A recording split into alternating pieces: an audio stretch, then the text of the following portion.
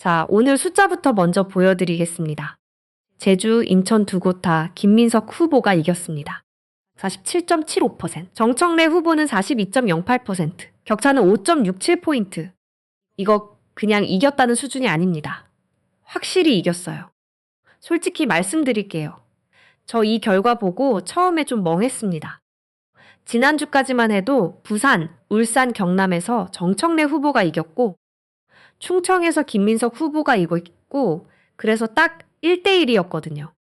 누적으로는 정청래 후보가 0.99포인트 앞서고 있었습니다. 그런데 오늘 이 결과 하나로 그게 뒤집혔습니다. 누적 득표율 김민석 후보 45.42%, 정청래 후보 44.56%. 0.86포인트 차이로 이제는 김민석 후보가 앞섭니다. 일부 채널에서는 벌써부터 정청래 끝났다, 대세 넘어갔다 이런 식으로 자막 뽑고 있더라고요.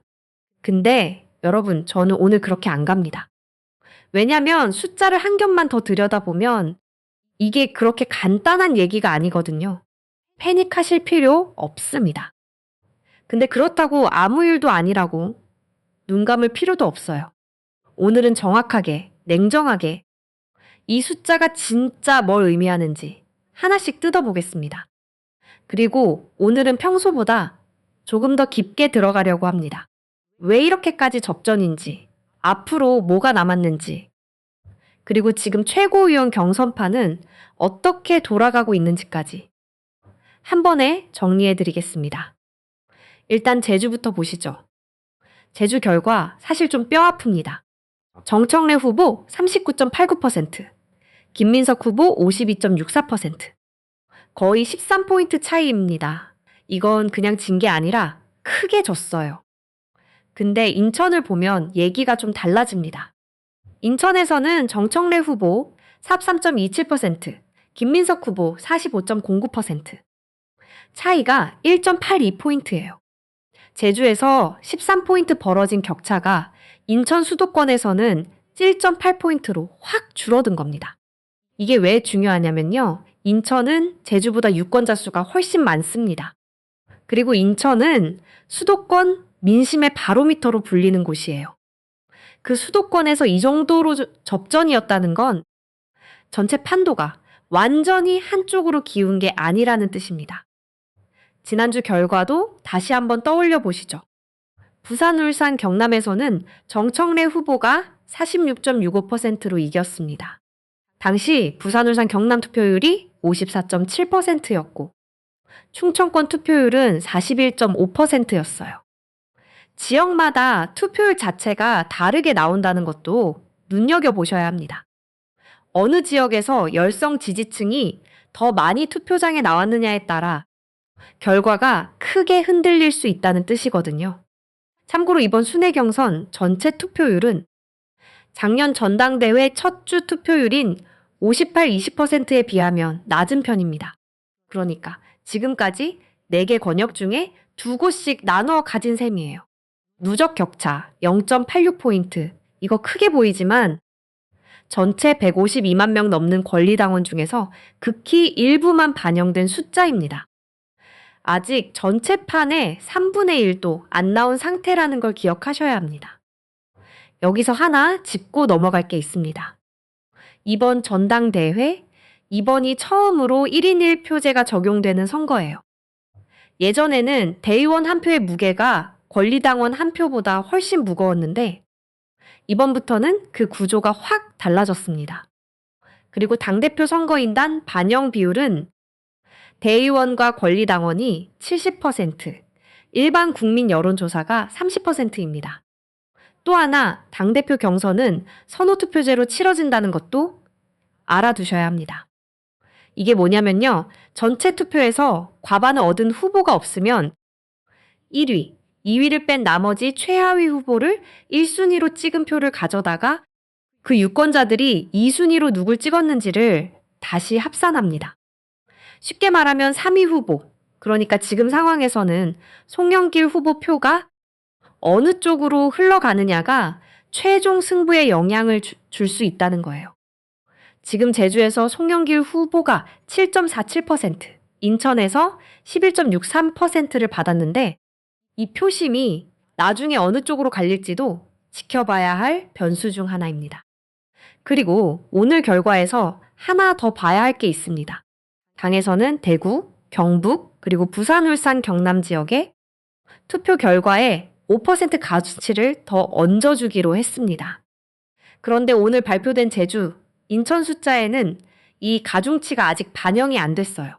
바로 내일 8월 9일에 강원이랑 대구, 경북, 경선이 있습니다. 오전 10시 강원 횡성국민체육센터, 오후 4시 대구, 경북, 인터불고, 엑스코. 이 순서로 발표될 예정이고요.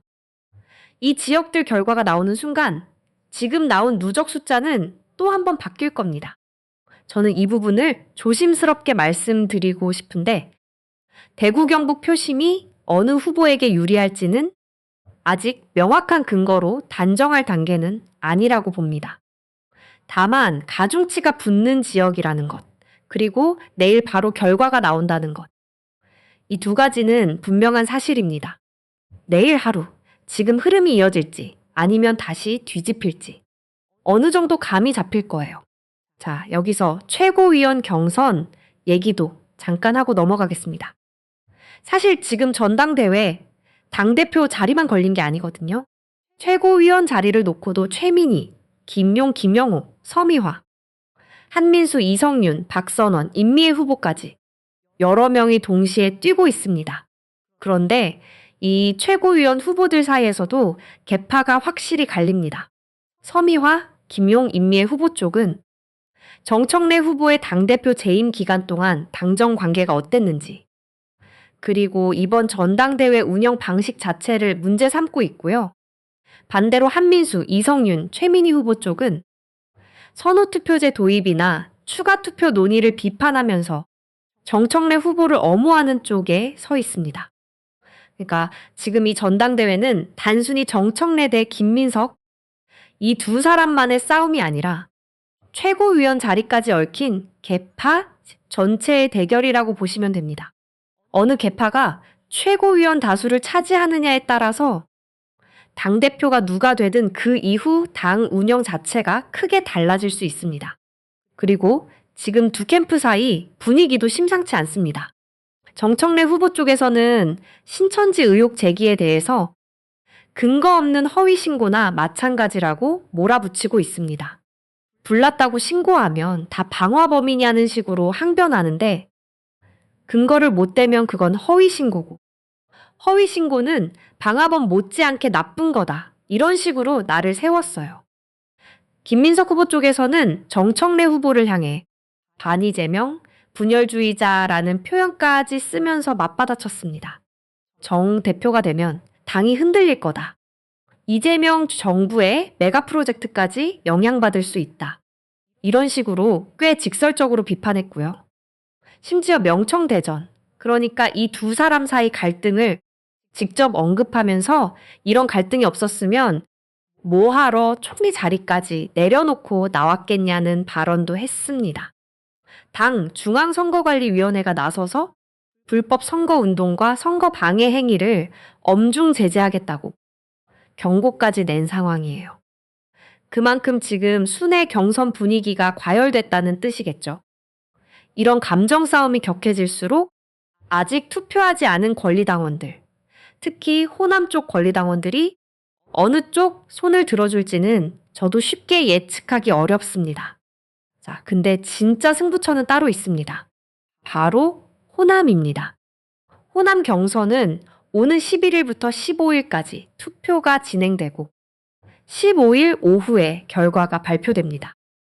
이 호남 지역이 왜 중요하냐? 전체 민주당 권리당원의 3분의 1가량이 이 지역에 몰려 있기 때문입니다. 지금까지 나온 4개 권역, 그리고 내일 나올 강원과 대구 경북까지 다 합쳐도 호남 한 곳이 갖고 있는 무게를 못 따라갑니다.